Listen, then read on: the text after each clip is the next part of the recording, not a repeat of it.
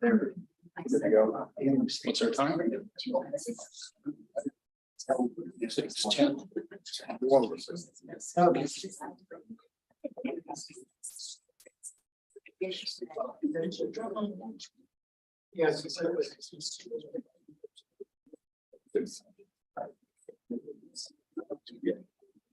Good afternoon. This listening session of the Montana Public Service Commission is called to order. I am Commissioner Randy Knope, Commissioner for District 1 of Montana Public Service Commission. For the record, the time is 6:10 p.m. The date is Monday, August 14th, 2023. We are conducting this listening session from Great Falls Civic Center in Great Falls, Montana, and by Zoom. With us today is Commissioner President of the Public Service Commission, Jim Brown, and Commissioner Andy Lubitschek. They are online. The purpose of this session is to receive public comments on Northwestern Energy's 2023 Integrated Resource Plan, which has been assigned Commission Docket Number 2022-11.102. Please note that this listening session does not concern Northwest Energy's request for an increased rates for the electric and natural gas service, which has been assigned docket number 2022.07.078. I will ask the commenters to please stay on the topic of Northwestern's 2023 Integrated Resource Plan. I will now ask Commission Counsel Dan Poco to summarize the docket. Thank you, Mr. Chair. I will begin with a brief summary of the law on resource planning. Under the statutes enacted by the Montana legislature and administrative rules adopted by the Public Service Commission, each public utility that provides electric and natural gas service must prepare and file a long-range plan every 3 years. This long-range plan is known as the Integrated Resource Plan, or IRP. The planning process advances the state's interest in efficient utility operations, efficient use of utility services, and efficient rates. Among other elements, a public utilities integrated resource plan must include an evaluation of the full range of cost-effective means for the utility to meet the service requirements of its Montana customers, including conservation or similar improvements in the efficiency by which services are used, an annual electric demand and energy forecast, an assessment of planning, reserve margins, and contingency plans for acquiring new resources, an assessment of the need for additional resources, and the utilities plan for acquiring resources. The proposed process the utility intends to use to solicit bids for energy and capacity resources, and descriptions of at least 2 alternative scenarios that can be used to represent the costs and benefits from increasing amounts of renewable energy resources and demand-side management programs. The utility must fully explain, justify, and document the data and assumptions it used to develop its plan. If the utility's plan meets the minimum filing requirements established in statute and administrative rule, Montana law does not give the commission the authority to formally reject the utility's plan. Instead, the law requires the commission review the plan, publish a copy of the plan, allow for public comment on the plan, and provide at least 2 public meetings for the purpose of receiving comment on the plan. The commission may comment on the utility's plan. Comments from the commission may not be construed as approval of any proposed resource. Turning now to the present docket, on April 28th, 2023, Northwestern filed its 2023 plan with the commission. The 2023 plan evaluates different potential generation resources that could meet the needs of Northwestern's electric service customers in Montana over the next 20 years. According to the 2023 plan, the resources best suited to address Northwestern's needs are flexible natural gas generation and long-duration energy storage resources. The plan does not identify specific new resources for addition to Northwestern's resource portfolio. Consistent with its statutory authority, the commission has contracted with an independent consultant to assist the commission in evaluating models used by Northwestern to develop its 2023 plan. The commission issued a notice of opportunity to comment on May 26, 2023, and a notice of listening sessions on July 21st, 2023. Although the law requires the commission to schedule 2 public meetings, the commission has decided to host 5 public meetings on Northwestern's 2023 plan. This is the first of the 5 meetings. The commission will also hold meetings on August 15th, 2023, starting at noon at the Bollinger Room in the offices of the Montana Public Service Commission, located at 1701 Prospect Avenue in Helena, Montana. On August 16th, 2023, starting at 6 p.m. at the Board of Oil and Gas Conservation Headquarters, located at 2535 St. John's Avenue in Billings, Montana. On August 17th, 2023, starting at 6 p.m. in the Butte Silver Bow Public Archives, located at 17 West Courts in Butte, Montana. And on August 22nd, 2023, starting at 6 p.m. in room 340 of the Missoula College Learning Center, River Campus, located at 1205 East Broadway Avenue in Missoula, Montana. The public is welcome to comment at any of the upcoming listening sessions, either in person or remotely. To sign up to participate remotely, please contact the commission by 5 p.m. on the day before you intend to provide public comment. You may email pschelp@mt.gov or call 1-800-646-6150. As stated in the commission's May 26, 2023 notice of opportunity to comment, the deadline for public comment on the 2023 plan is August 28th, 2023. The commission and its staff will review all timely public comments when preparing its own comments on the 2023 plan. Mr. Chair, that concludes my summary of this matter. Thank you. We're here today to listen to public comments. As a result, this meeting will not have question and answer format. Commission and its staff will not be commenting today or answering questions. Certain technical questions arise, I may defer to the commission's legal counsel.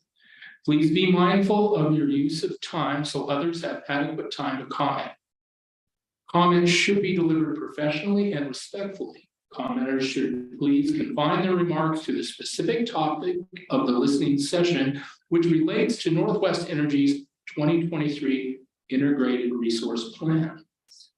The commission now invites members of the public to comment. Please remember to speak into the microphone, state and spell your name, and state where you are from. We do not need your physical address, just the town where you live. Please also identify any organization on whose behalf you are speaking, if that is the case. I'd like to begin with Northwest Energy to have an opening statement. Are they here? Thank you. Yes, please, and state your name. Good evening. My name is Heidi Hockett. I'm the Community Relations Manager for Northwestern Energy. Thank you for having this listening session. If you do have any questions, please just make a public comment or go to your website and the company will look at it there. Thank you. Thank you. We will now begin with commenters in the room. Who would like to go first? Yes, sir.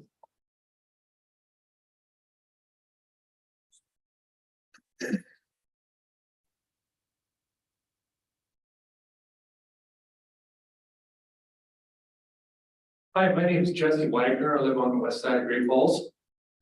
My concern and comment would be, what are the cheapest energy forms that Northwest Energy can use?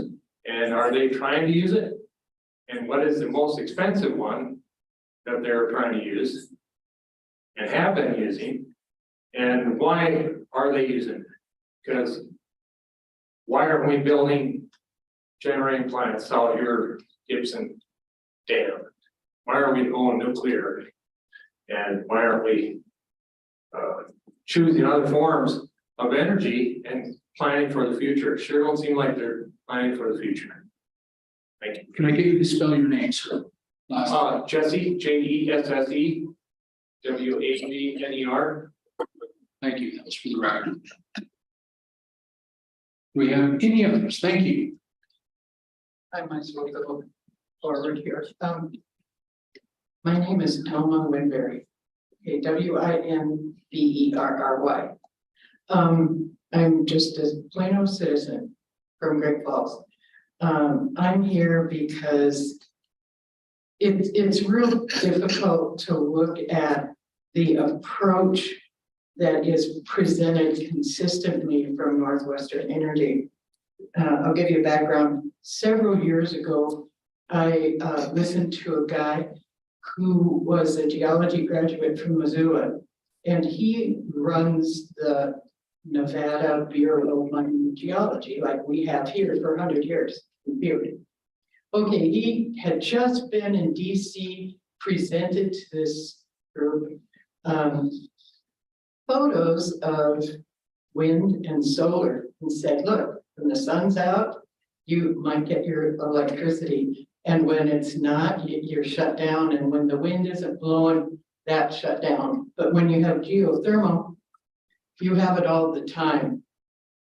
There's not ever, what's really bothers me is that Northwestern Energy's Research and Development Department has not ever really looked at this topic. Now, point being, he said, there's no reason why Montana doesn't access this caldera that every other Western state does, as well as many other countries access the geothermal. Okay, my feeling why we don't, and every other state does, is because there's a chokehold on the energy in our state because of Northwestern Energy. And it really concerns me because the public has paid for this this dam system 3 times over, blah, blah, blah. But I was a citizen advocate for 4 legislatures. And when you go there, you meet these people that say, I don't believe in global warming or whatever.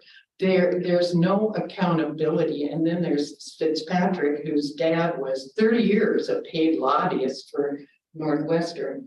And I thought, and then his son takes over that whole role of representing the business. And I really feel like Northwestern Energy, if they don't look at geothermal, they could send their little groupies over to any state in the West and say, tell me how you do it. They don't do it. They don't have the motivation. And my feeling is they don't have the motivation because they lost sight of their goals as an organization and who they serve. They serve the people. And when you serve the people, you don't try to rip them off and make them pay 3 times over, and you don't rip them off with pricing. Every time I've gone to that legislature to talk about retrofitting the windows and any kind of topic over there, you get this song and dance from them. And what you do is they represent the company's money interest, not the public.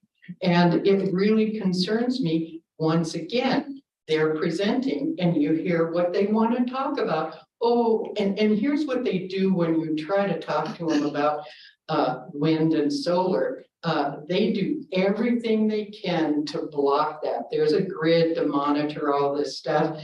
Well, apparently there isn't regulations or procedures to keep track of where that energy goes. They could be dumping it for all we know, but they will not look at geothermal. And when white sulfur, that guy, he offered for the school to even use that hot water. White sulfur is pretty far inside the state. So we have that whole caldera we could be accessing. And there's absolutely no reason why we couldn't have good, clean energy right here and now all the time, because they've lost their purpose. Do you get my point? Do you see what I'm saying? And it's your duty as a public service commissioner to ask them, you know, demand from them, what about alternative energy? To me, what they're saying is we want to we want more of the water. Well, we've been down that route and there's more to energy. And reusable energy and helpful energy. And this idea of straddling the public with the dinosaur down there in Colstrip, there needs to be more parameters set up by the Public Service Commission, to me, to rebuff poor preparation. I think you should ask them, where's your research and development? Because they obviously haven't pursued that enough. So I would knock on their door. I know, thanks. Thank you.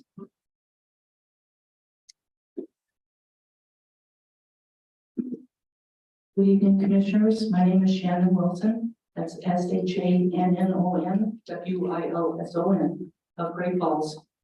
I'm a retired environmental engineer, proudly a graduate of Montana Tech, and I've spent several decades as a project manager and research engineer.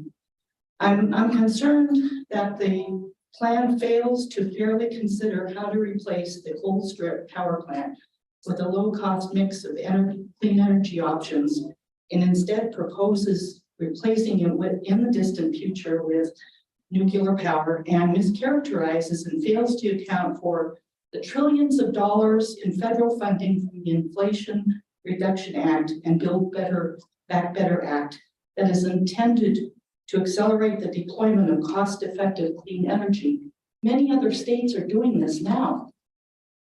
Clean energy is one of the fastest growing industries in the world. And a well-designed clean energy projects can offer cost savings, increasingly attractive returns to the company that's doing it. And finally, I want to say that a rapid shift to clean energy is not optional. Addressing climate impacts and catching up on clean energy later is going to be far more expensive. So it's not a green thing, it's an economic thing. So please consider that. Thank you.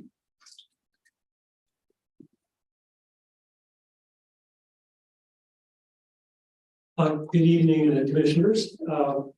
I'm Jim Humphrey from Great Falls, HUMPHREY. I was a farm manager, a farm land leasing agent for like 30 years, and I negotiated my share of oil and gas leases and leases with potential solar farm developers. I know that the world of producing energy is extremely technical and complex. And you guys knew that before you ran to be commissioner, and you know it even more now. So I stand here speaking with some humility. However, having looked at the summary of the IRP, I'm struck by its, frankly, its timidity. And I understand the rationale for sticking with the coal and the methane, which would have made sense 25 years ago, would have been perfectly logical and reasonable. But today, in light of the climate crisis, it no longer makes sense. And what would have been reasonable back then is hazardous today. The trouble with the climate crisis is it's so damn scary. And so we deal with that in different ways. A lot of us pretend it's not real. I mean, Americans pretend it's not real. Others of us diminish its severity and say it's a problem, but it's one we can manage. And then there's the ones who say, hey, it's hopeless because my little part won't affect what's going on all across the world. All those reasons we come up with for inaction, and yet it really is a severe crisis. Not everybody may see that. I'm not asking you to see anything more than you see, but it really and truly is a severe crisis, akin to like a World War III. And one other trouble with the climate crisis is it kind of upends our standard economic model, which is based on a lot of reality, the standard model. But it's not so real in this changed era that we are now in. We need leadership from Northwestern Energy, and I'm not impugning anybody's motives, but we need leadership from Northwestern Energy and from the commission. After all, energy is a monopoly type of industry, and you are the Public Service Commission for that reason. And therefore, producing energy is a quasi-governmental, quasi-private industry action. It's not just about the traditional measures. We need people in the leadership positions to speak out to the public and explain what we're facing. Explain that we'll make the best decisions we can make to meet this crisis. But in the meanwhile, please understand if rates go up, a lot of things are going to go up. Brace yourself. We got to get through this. So we kind of need that. That sort of, since we're in this major difficulty, it's like everybody should be called to duty. Nobody should be left behind. We're all in this together. With that spirit, we can get through this. Thank you.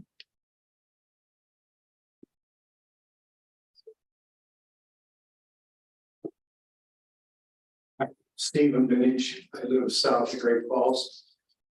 There is no energy so cheap as that energy which is already being produced. Currently, our power lines are leaking upwards of 30% of their electricity, depending upon the length of the transmission line. The longer the line, the greater the loss. Power lines are a depreciable item for a company, just like every other piece of equipment.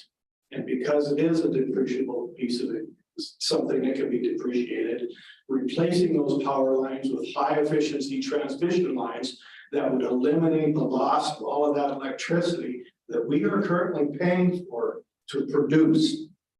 Okay, and unfortunately do not get the use of it. My power bill was $30 higher this month, sitting on the front seat of my truck on my way to the post office after I get done here. $30 higher this month than it has ever been in my life. Now, if you can reduce the line loss by 30% without having to build another plant, without having to dig another shovel full of coal, without having to pipe another bit of gas, without having to build another windmill, without having to put up another solar panel, then why don't you do it? You've got lots of money that went out in coupons for LED lights. He gave me coupons for years and years and years. I took down to the store to buy those stupid lights to get rid of the incandescent bulbs. Well, if you can do that on my nickel, then you can certainly put a power line up there to reduce the line loss and increase the power line capacity coming to the customers by 30%, and hopefully reduce the power bill by that much too, because then we're not paying electricity to charge the air. Thank you very much. Sir, can I get the spelling of your name for the record? V as in Victor, I-N-N-E-D-G-E, Stephen. Thank you very much.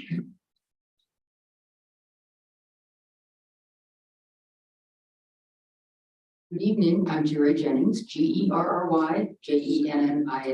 and I'm from Great Falls. First of all, I want to read a headline from the paper today. I just left my iPhone.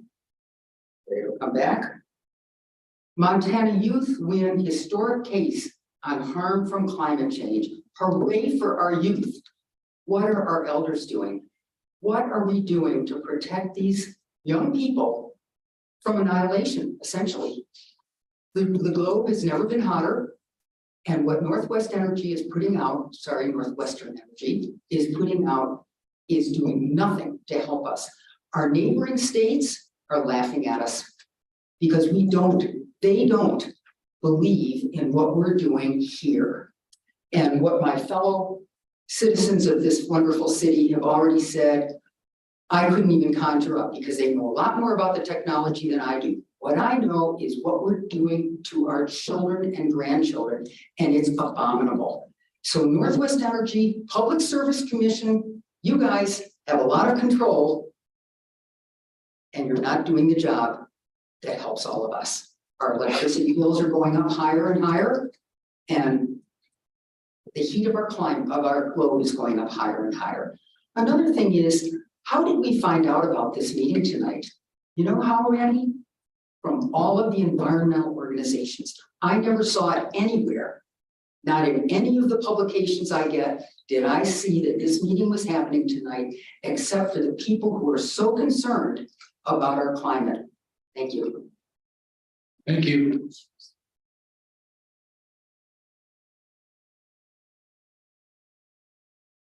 My name is Burton Jacobs. I live in Great Falls, Montana. So I just heard one gentleman ask a question about what is the cheapest way to produce energy? And I would think that hydroelectric would be one of them. And we got several dams here in Montana, so a long-range plan should be incorporating some of these dams with turbines. I would think would be a highly efficient way to do it. It's cheap, like Gibson Dam's already set up for turbines. All we gotta do is put them in there. So that would be one long-range plan. Another thing is, I think somebody briefly mentioned it about increasing transmission and distribution lines for efficiency of them with advanced carbon fiber core conductors versus conventional steel reinforcement lines, and that would right there save us at least 10% from what I've seen. Another thing, everybody's talking about global warming and stuff. I think I read something somewhere about 84% of the energy in the world is produced by coal, oil, and gas. And that has not come down in the last 20 years more than 2%. So I don't know how we're going to get there quickly by green energy. Thank you. Sir, can I get a spelling of your name? Last name or full name? Gordon, Gordon, Jacobs, Jacobs. Thank you, sir.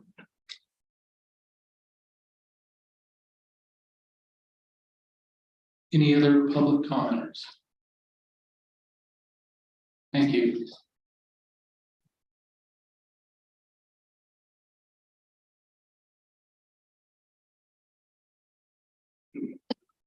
My name is John Beckman. I live on Skyline Drive. Need any other details? Spelling of your name, sir. Thank T you. is in boy, ECKMAN. I think everybody's talked on a couple of three of the issues. I have to admit, I'm not really well versed in what the plan was that Northwest Energy put out. But I will comment on a couple of things. I worked as a construction professional for 35 years for other people before I foolishly got into my own business. But in doing that, I worked on 3 phases at least of the renovation of Rainbow Dam, from changing it from a timber and stone crib to a concrete dam. I don't know if they've done that with the other thing or if that's a plan in the future, but I know that they just invested like $400 million in a new powerhouse. So that must be something that they're thinking is worthwhile. I don't understand why we haven't done like our neighbors in Idaho. Every piece of water containment in Idaho has low head hydro on it. It's owned by the irrigation districts there, but that's all politics and business, taking and moving from one area to another area. But the fact of the matter is, they know how to make money in Idaho, I'll tell you that. Along the lower section of Idaho, it's all about bucks. And they do take care of the people. In Washington, they have public utility districts.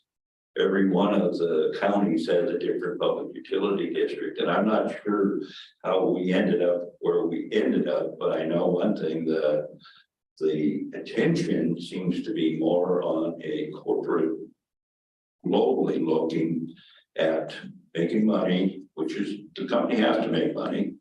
I don't understand some things, but those are not subject to this meeting.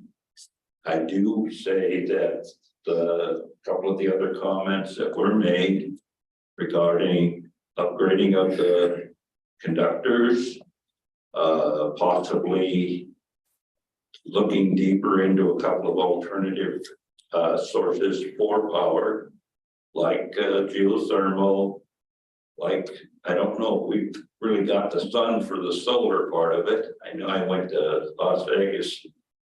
My God, down there, they have solar fields that are bigger than some of the cities. And the other question would be the looking at wind power. Who actually owns the wind power in all these fields?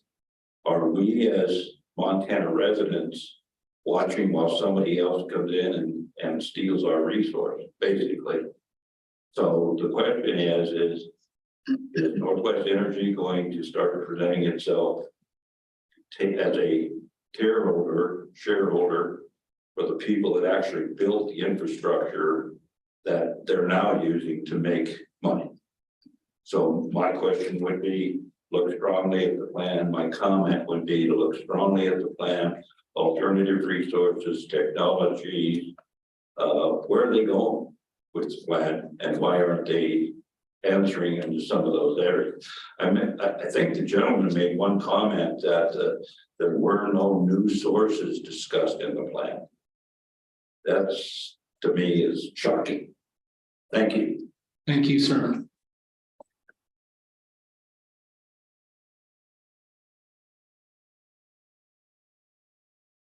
Hi, my name is Katie Harrison, and you just want the last name. Harrison is Harrison.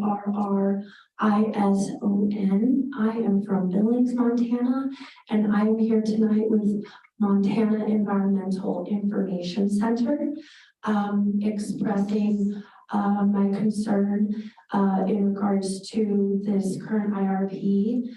As it is being presented to us, it does seem that, contrary to Northwestern Energy's requirement to provide us affordable and reliable energy, it very much does appear to be doing the opposite, utilizing outdated energy sources and not taking advantage of all of the clean renewable energy sources that we have available to us.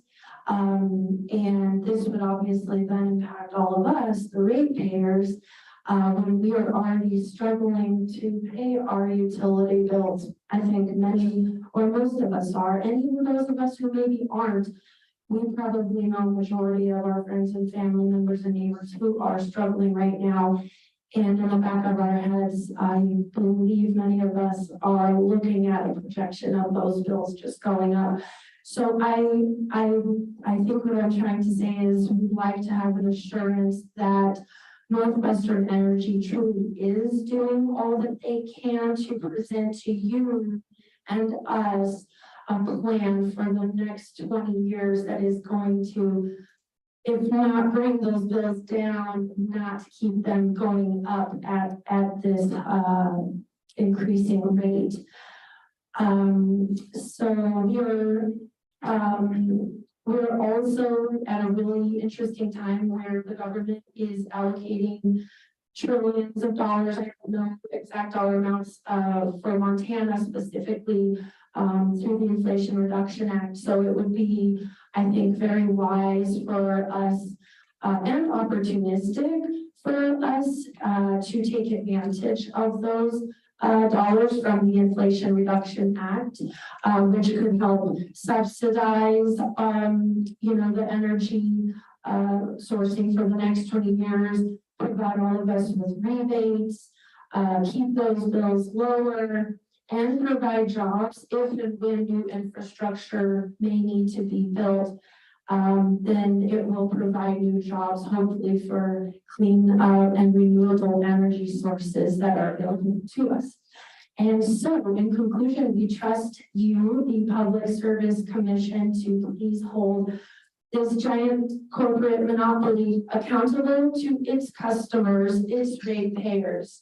They are supposed to be accountable to us, and we are at your mercy to ensure that for the next 20 years, we don't have to worry about whether or not our children will be able to afford their energy bills going forward. Thank you. Thank you.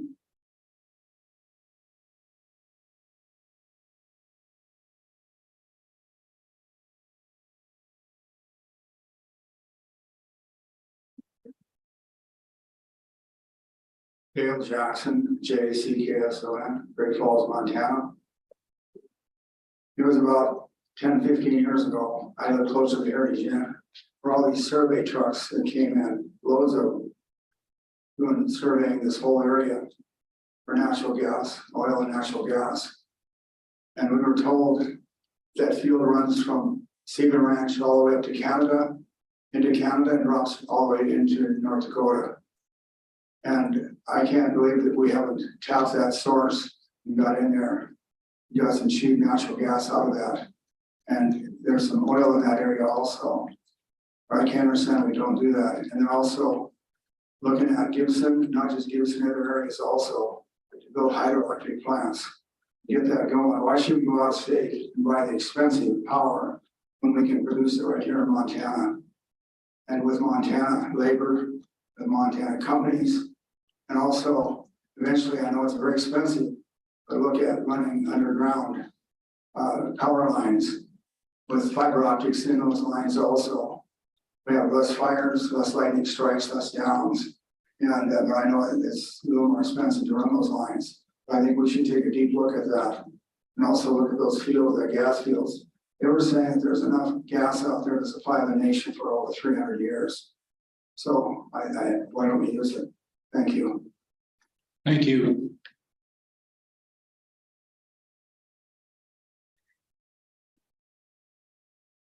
Hello, Hello. my name is Sharon Patton Griffin, PATTON, Hi, Randy. You and I met, I don't know, what was it, 4 or 5 years ago in Helena? That's correct. Yes, when I spoke to a similar hearing. And at that point in time, I talked about the reputation of the PSC and how damaged it was. My understanding is that the PSC was put in place as a bulwark to balance the power of the corporations. And within the PSC, there's also a group that is the citizens advocate to balance the lobbyists of the corporations. Unfortunately, I don't see this particular PSC as improving its image. If you approve a plan that is so out of age, out of our world, out of our recent history, out of our today, and back 50, 60 years ago, when I was born, I was a little kid in this town, this plan has nothing to do with 20 years ahead. We're investing in coal strip, we're investing in gas power plants, we're investing in carbon death for our grandchildren. I do not see you doing your job. You will be asking us for our votes. I know that you voted against the Montana North Dakota rate raise. I would like to hear you speaking loudly and clearly about the fact that this plan is not a 21st century plan. It will take the money out of our pockets and will cause the death of our grandchildren. Thank you. Did I get the spelling of your name? I did. We did, thank you.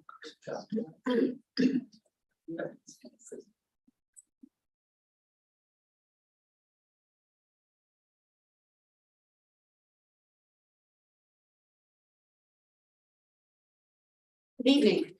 Good evening. I'm Donna, D-O-N-N-A, Gleaves, G-L-E-A-V-E-S. Would like to echo what a previous speaker said about the court decision today.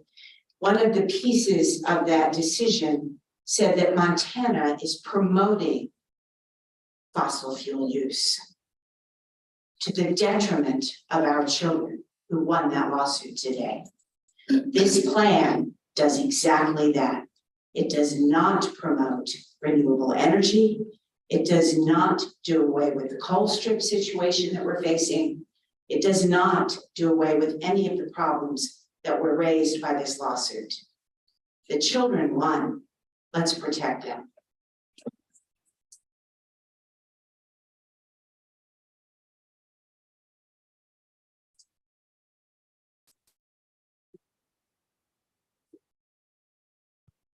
Ron Staley, Staley, Great Falls resident.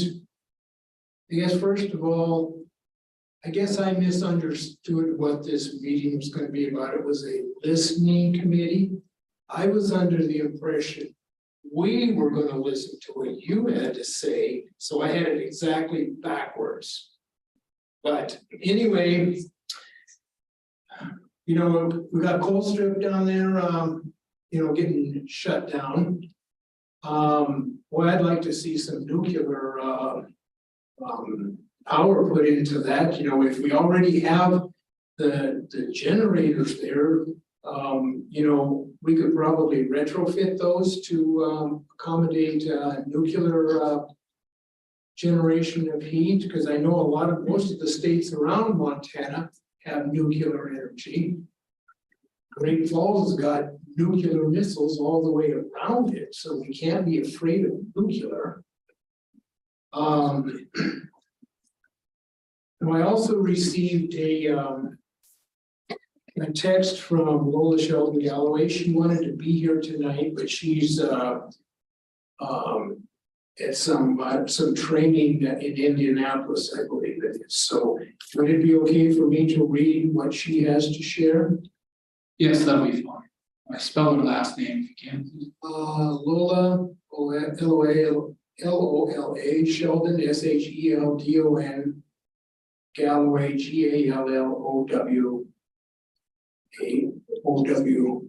Well, okay. Thank you for allowing my comments to be read by a fellow patriot tonight. I am in Indianapolis at a legislative training, or I'd be there in person. As a state legislator, I have attended many conferences and gone on field trips acknowledging the vulnerability of electrical power across our nation. Montana once was a powerhouse producing our own energy with the ability to sell excess. We are now, due to closure of Colstrip and coal production mines, in a less favorable situation. I believe we have two options for the commission to consider. Number one, replacement of the old power lines with more efficient and multi-use lines. I believe this will allow us not to lose electricity along the line's path and allow other services to be utilized in areas that already have right-of-way agreements. Number two, put in small nuclear plants along the power lines and use the cleanest, now safest energy production system already set up in our state. Colstrip could easily be made into a nuclear powerhouse and resource for our state's needs. Selfishly, I'm speaking, Montana first. Energy sold to other states before Montana's needs are met are not my idea of Montana first energy. Needing to buy energy from another state only makes our monthly energy bills higher, and no one wants this. Representative Lola Sheldon Galloway. Thank you.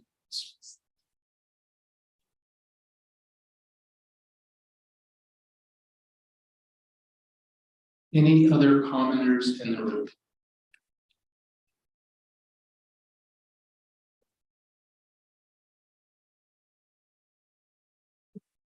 David Saslav, S-A-S-L-A-V,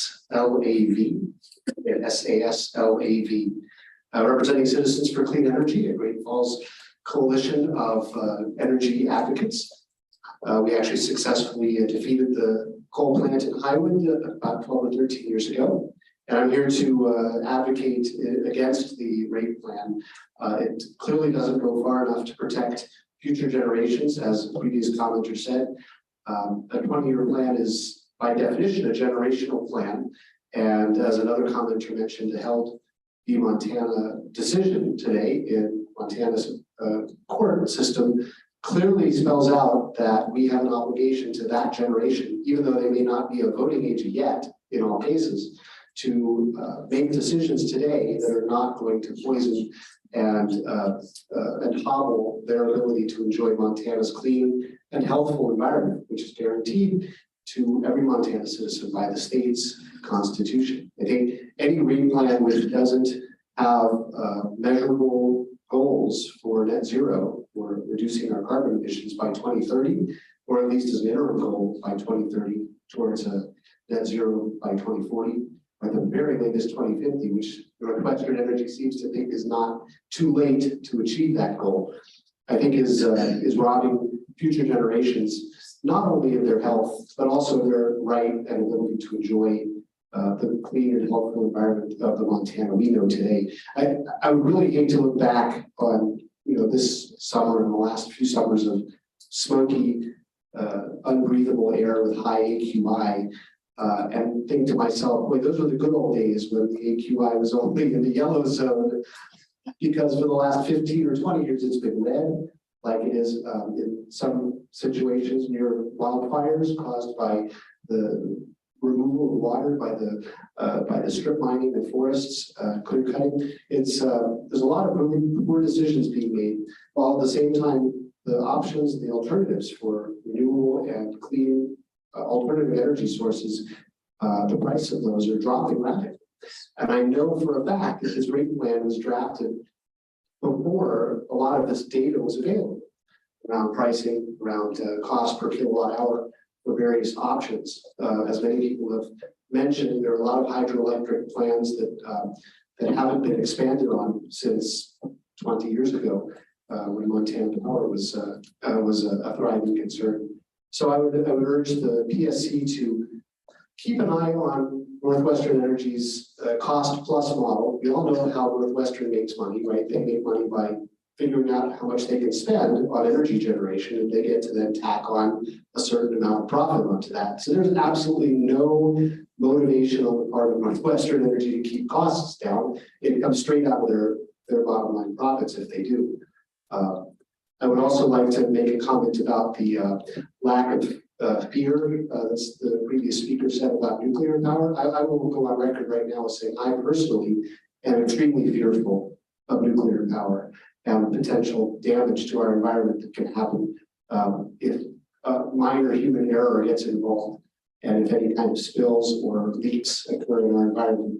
I'm, for one, not willing to take that risk, nor pay the enormous upfront costs to start down that road, not for the kind of scale that it would take to make a difference in a 20-year rate. That said, I think there's also a lot to be said about the demand side.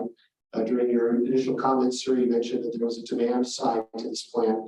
I think that it behooves all of us to start looking at demand as opposed to, or in addition to supply, because we all know that demand will surge to essentially consume the available energy supply, no matter how much we generate from no matter how many sources. If every single one of our fellow citizens is out there driving an F-150, right, that gets about 10 to 15 miles per gallon, there's never going to be an end to the need for oil, right? If every single one of us is running air conditioning, right, down at the 65 or 70 degree level every single day in a 100-degree summer, there's never going to be an end to the need for electricity. I don't care how much we generate. So there has to be, I think, a concomitant analysis of the demand side of this equation. Citizens for Clean Energy is really right now turning its attention to how we as a city here in Great Falls can start to think more holistically about our use of power and our wasting of power. Just like the couple of speakers have talked about leaking power lines. Well, we're leaking a lot of energy through inefficient use of energy as well. Thank you.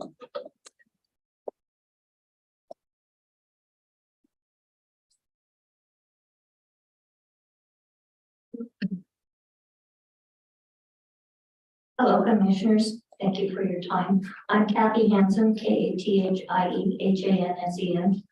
I would like to just bring up some things that I have learned and think about when I think of energy. It has previously been mentioned that like Idaho utilizes so much of their water to generate energy.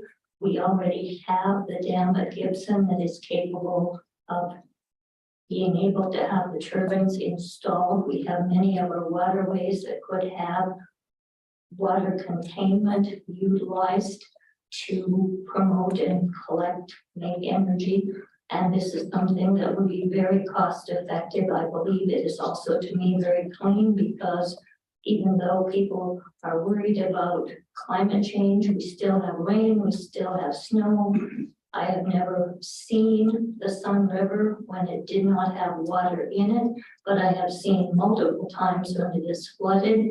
We have learned that if we were to utilize the dam at Gibson for hydroelectricity, this kind of thing, we could alleviate a lot of the flooding problems that have happened so many times. I came to Montana in 1976, and I guess I can't really tell you how many times I've seen the Sun River flood, you know, through the Sun River Valley and town of Sun River, and seen all the people with sandbags and this kind of thing. I would like to see that alleviated so that people can build in those areas. People that live in those areas don't have to worry every spring whether or not there's going to be flooding. We talk about, you know, the wind energy, this kind of thing. And I think we're not being told how many of our birds and wildlife are being killed by those huge blades. And I think that is something that we need to take into effect and think about. I don't believe that any of those blades or the mechanisms in those wind turbines can be reused, recycled. They also are subject to having them break down and causing fires and this kind of thing. And I don't think that is something that people are even aware of. We just look at them and we think they're pretty cool and they're making energy for us, but they do have hazards as well, and they kill thousands and thousands of birds every year. And so these are things that I am concerned about. I would like to see us doing more of that. If nuclear is something that can be done and done safely, multiple states in the United States have the advantage of nuclear energy, have used it, feel that it's something that's very beneficial for their communities. And so I would like people to look at the cost efficiency and whether or not these things can be put into place. And I just, you know, I just think that we need to be, you know, working towards making our energy sources being there, being reliable, and utilizing what we already have and what God has given us, you know, especially with the hydroelectric. Thank you.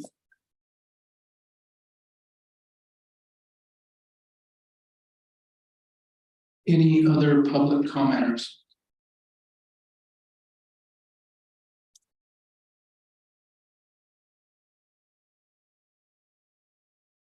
My name is Mark Good. I live Great Falls. Last name is spelled G-O-O-D. Actually live just outside Ulm, or just lived in Ulm and just recently moved here, so probably not far from you. I haven't read the plan. I haven't seen what's proposed, so I'm sorry. Actually, I was hoping to learn a little bit more about that while I was here. But one thing that would seem to be really important would be to calculate the cost of climate change. It's an externality. The market doesn't do a very good job of calculating what that cost is, but it's a real cost. And even though we don't pay it in our utility bills, we're going to pay it. We're going to pay it in a bigger way in the future. So that ought to be a factor in prominently, I think, in what sources we look at to the future. It's, like I say, a real cost. And I hope that will be considered in what we look at and our sources of energy in the future. I look at other states. I can look Minnesota, for example, which has done more. They're much more ambitious than what we seem to be in this state. Yet they don't have the resources. They don't have the wind resource. They don't have the solar resource, and they don't have the dam capacity that we've got. We got it pretty lucky here. We've got small population. We've got a lot of dams. We ought to be able to do better. We can do better, and it's up to you guys. And I hope, I'm assuming that you believe that climate change is real, that you and all the other commissioners. So assuming that, I hope that you will take some action and make this plan better than it is. So thank you. Thank you. Any other public comments? Here we go. Thank you.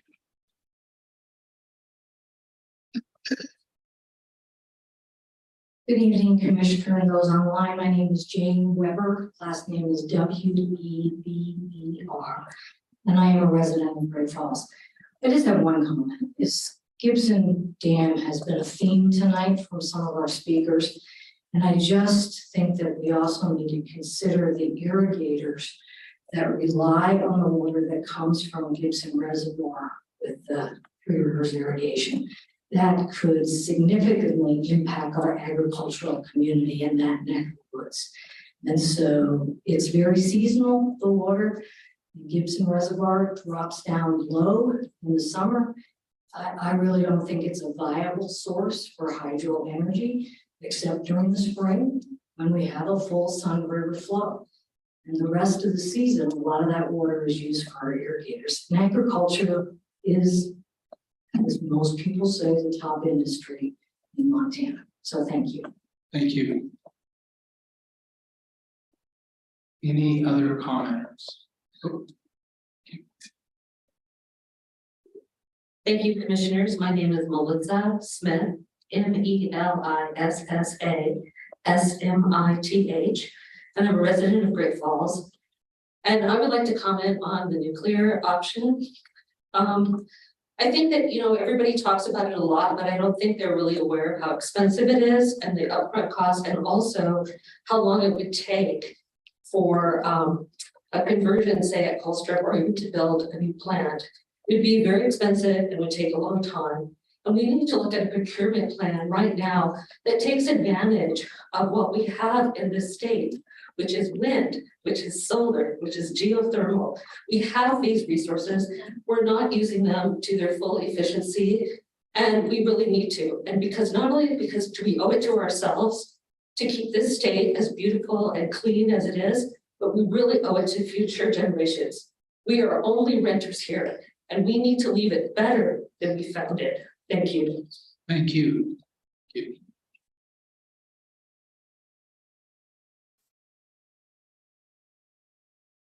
And Thornton, THORNTON.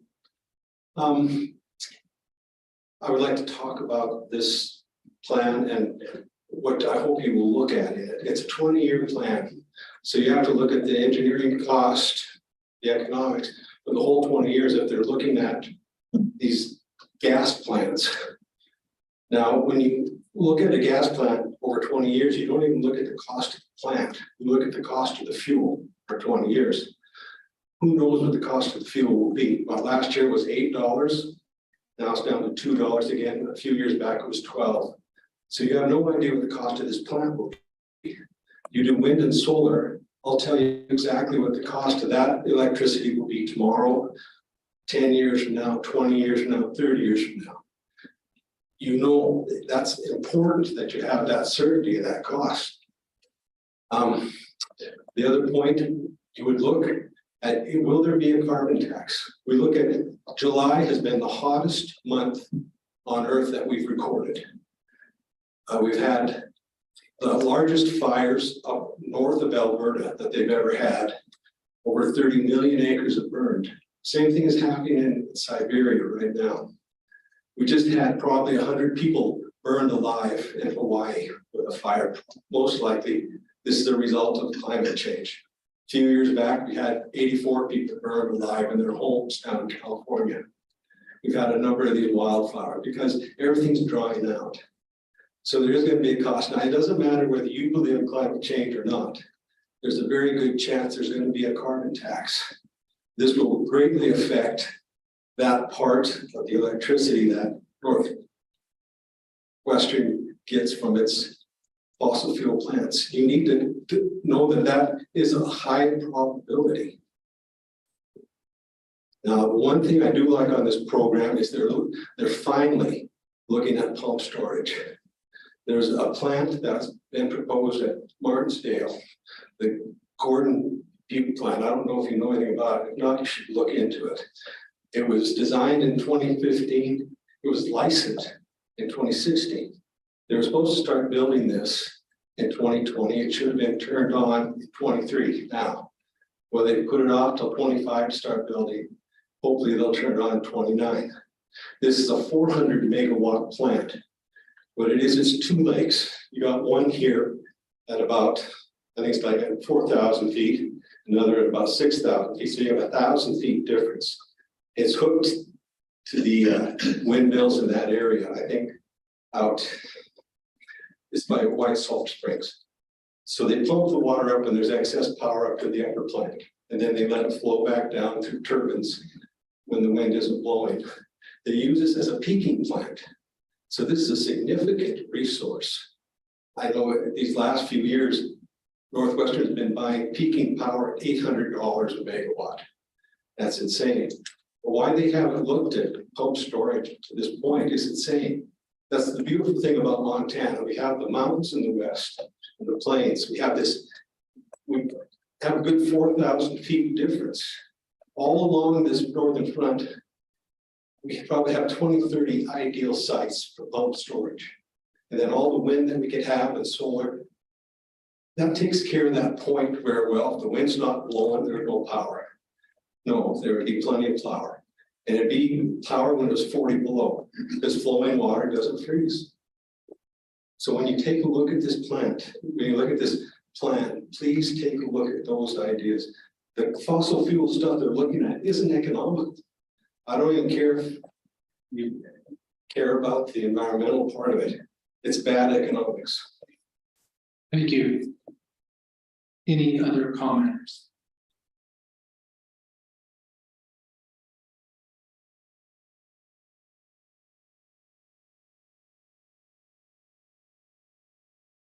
Donna Williams, WILLYANS, and I'm a ratepayer from Great Falls.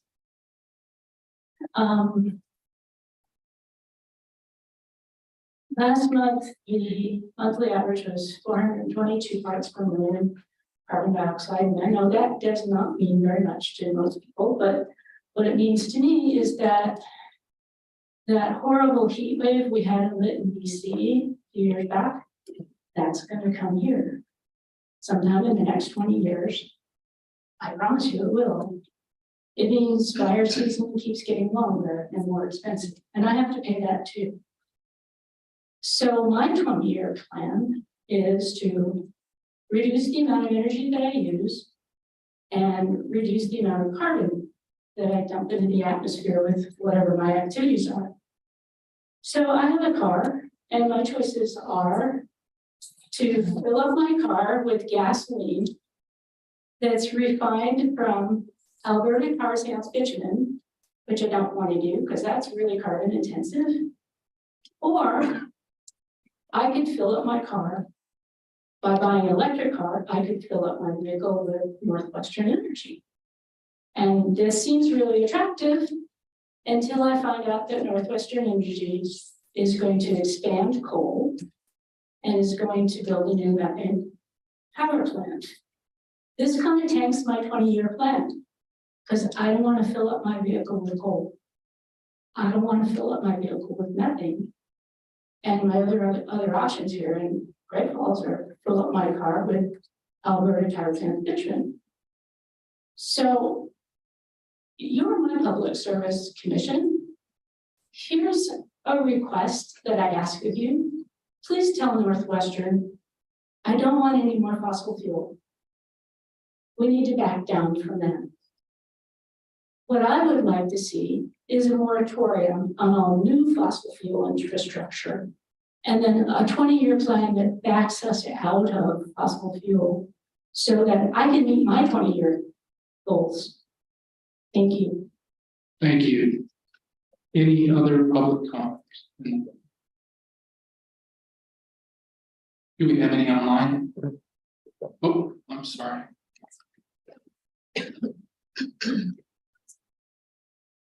Hello, commissioners. My name is Beth Cooper, COOPER, and I'm here to say that I'm a believer in climate change. I believe that God has it that way. Climate will always change regardless of the man-made footprint. So if anyone is lobbying or kowtowing to the fact that we can change anything about that, which we have. I mean, the Lord wants us to be good stewards of what we have. And he wants us to do things common sense. And if we bow down to the environmentalist, to everybody else who wants electric cars or anything of that nature. Okay, so electric cars, you have to have batteries, right? Who makes the batteries? China? Child slave labor? The wind turbines, they're ugly, they are not biodegradable. They throw them into the ocean most of the time. Electric strikes, hit them and then they go out. And as Ms. Hanson was saying, there's billions of birds killed every year all around the world because of this. Where's the environmentalist, saying something about that? I don't understand it. So anyway, I believe that we should do whatever makes the most sense, most cost-effective ways of our energy, and include all our resources, except maybe for wind. I don't know about that one, but anyway, the turbines at the dams, I think, is a good idea, and the lines going across. So any way that we can generate and use our resources in the best possible way with federal limitations on things. I mean, we don't need subsidies and we don't really want rebates. We just want common sense decisions made with what we have. Thank you. Thank you. Thanks for laughing. Any other commenters in the room?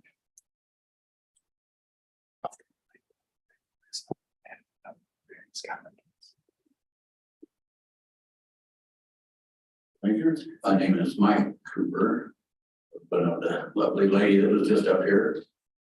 I've been a businessman, and when I started working, you had a hammer and a nail, okay? Well, times go by, through the process, here comes pneumatic nailers. I mean, what a gift, just save your arm, save your elbow.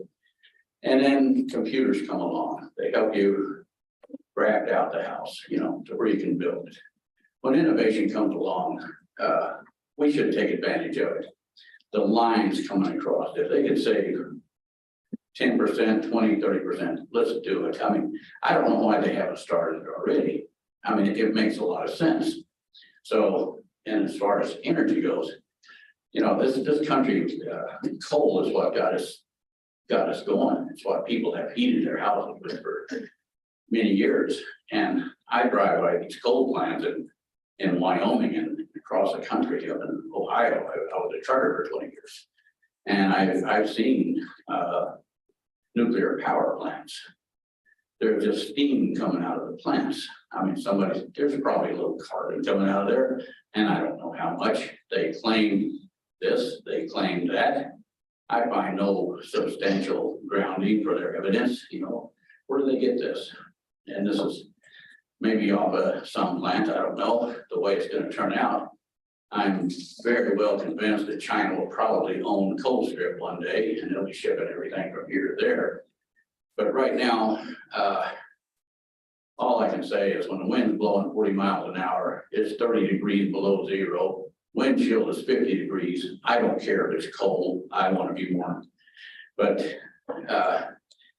we are fortunate enough to have a gas furnace. So as far as the natural gas goes, we have plenty of it, and we ought to use it. And it just doesn't seem to be a dangerous factor to me. And as far the information that I've heard is that, yeah, let's dump the natural gas. Let's dump the coal. What are we going to live on? Windmills and solar panels. The birds land on these solar panels. It kills them just as much as when they hit the windmill. Thousands of them. And from what I understand, they never meet the amount of energy that they produce never meet the cost. They're always having to replace them. And if you get a subsidy, who cares? Businesses should stand there on their own 2 feet. I didn't have, when I had my business, the government or the city or the county saying, well, you can apply for a grant. It was all, pull yourself up by your own bootstraps, your own strings. And this is what you do. You get out and you work and you plan. And I have to admit, I haven't read the 20-year plan. I don't know too much about it. I know that there's a lot of people against the energy that we have now. And if we move everything to electric, there still will be a shortage. I mean, people are having a hard time charging their cars now, and they're having blackouts and they can't. I mean, gas is, to me, it's great. I love it, you know, gas motors. And so all I'm saying is let's use common sense and let's not jump to the gun. And I'm very sorry that that plant, you know, in Bells or wherever they're going to plant, I was in and out of town, so I couldn't really read up on it too much, but I was sorry that it failed. I would have liked to see that coal plant go in out there because I think the city of Great Falls had many millions invested in it and they lost it. And a lot of other people that had money in there have lost it. It's not the matter of losing money, it's the benefit that would have came from it. So I'm just saying, let's use common sense and don't jump to the gun to say, well, I don't like this because smoke coming out. You know, we have cars, automobiles that emit carbon into our air. You know, people are living at 80, 90, 100 years old today. I mean, I have a hard time finding the danger to children, especially in Montana, because we have enough wind to blow it somewhere else, but we also get Seattle's smog over here. So you're really not going to get rid of anything by cleaning up Montana until they clean it up out there or even north of us. So, but all I'm saying is let's just do it right. And the hydro, I've had tours out here and seen the hydro generators working. I'm very impressed with those. You know, they put out a lot of energy as far as putting one in a Gibson. It's not going to use any water. It goes through, turns the turbine, goes back in the stream. There's no water loss there. So all I can say is, you know, let's just use the common sense route and do the right thing. And Montana can be the greatest state in the union. You know, we have the wheat, the barley, the peas, all this, everything. Let's just make sure that everybody is equipped with the right sources to keep it going. Thank you. Thank you. One of those people that's hitting 80. My name is Alice Klunt, ALICE KLUNDT, and I live here in Great Falls. Now, I understand that Northwest Energy has to pay those big salaries to the big shots, to the higher ups in their company. Not really, but they do. And I understand that they have to respond and our response to their shareholders. But sometimes I think that what they've got to look at are all of the people in this state of Montana that are just getting priced out of so many things that maybe they don't need those high prices and stockholders could maybe get a little bit less on their dividends for a change. Because I know it's been going up ever since they took over for Montana Power. And I just think what we're hearing tonight, I don't think you've heard a person in the room say, yes, I want you to vote for Montana Power's plan. No one in this room wants that plan. What we want is for them to look forward, to see what's more economical for them and also for us. And so I hope you'll take that with you. Thank you. Thank you.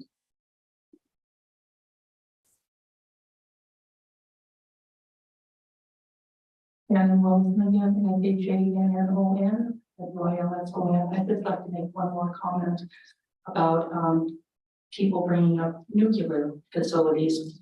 For a time, I was the safety analysis engineer for Westinghouse Hanford in their technical assistance department. I did up safety plans for nuclear facilities. I would rather be living next to a wind farm in Montana, seismically active Montana, than a nuclear plant. So it distresses me, any recommendation of a nuclear plant here. Thank you. Thank you.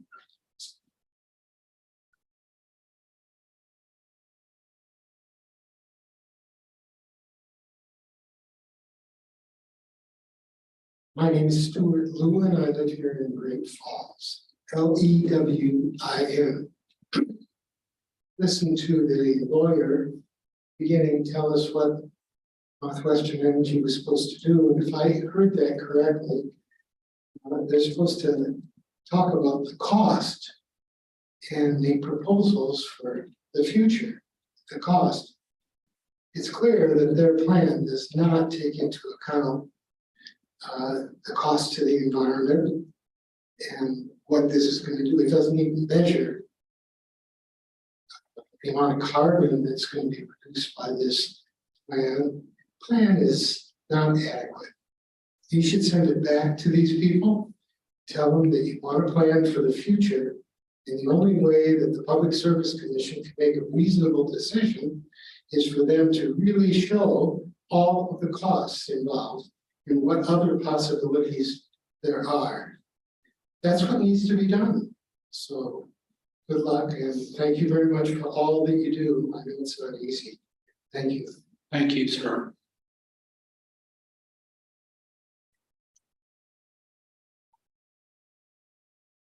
Karen Patton Griffin again, just with a little housekeeping detail. All of us left our emails with you. And it would be wonderful if you would, before we have a next meeting from the PSC in our area, if you'd email us and let us know that you're coming, that would be wonderful, because we almost missed this. And I would have been really sorry not to engage with you again, Commissioner Panucci. Also, it'd be nice if we could be sent copies of our plans. I think you know, our taxpayers' dollars could be paid for sending out copies of the plans for us to look at in advance. And maybe they have been, because I'm not on anybody's frontline email list, nor should I be. But it would be really nice to hear from you, sir. Thank you. Thank you. And I haven't noted any ideas on how we could notify you. Please put that in writing. I'll see to it my staff gets that. And I really appreciate it. Being at our meetings. Any other public comment? Seeing none, do we have any public commenters online? Yes.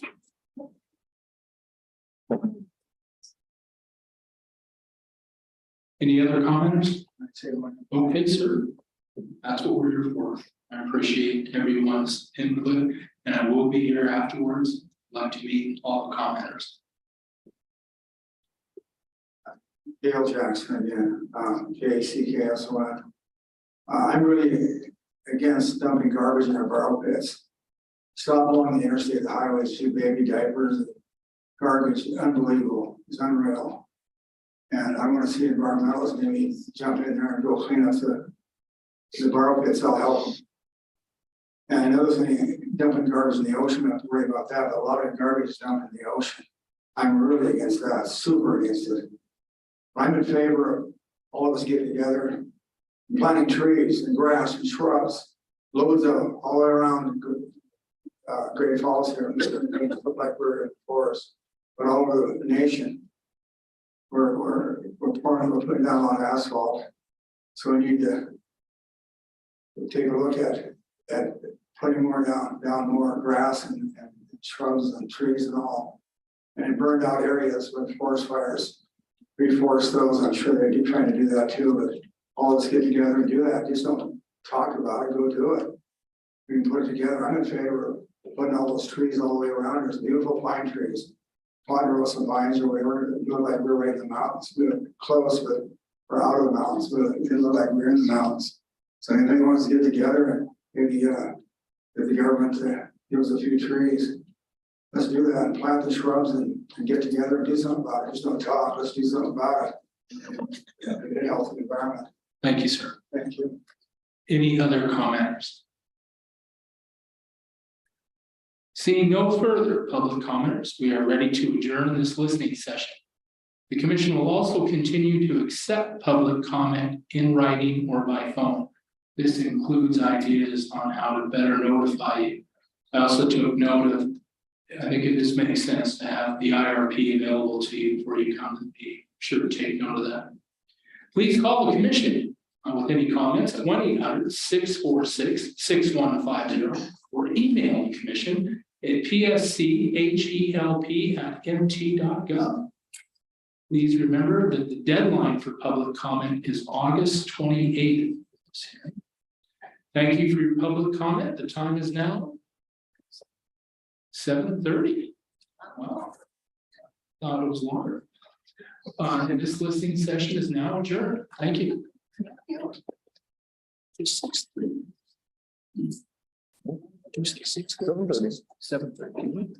7:30. I'm sorry.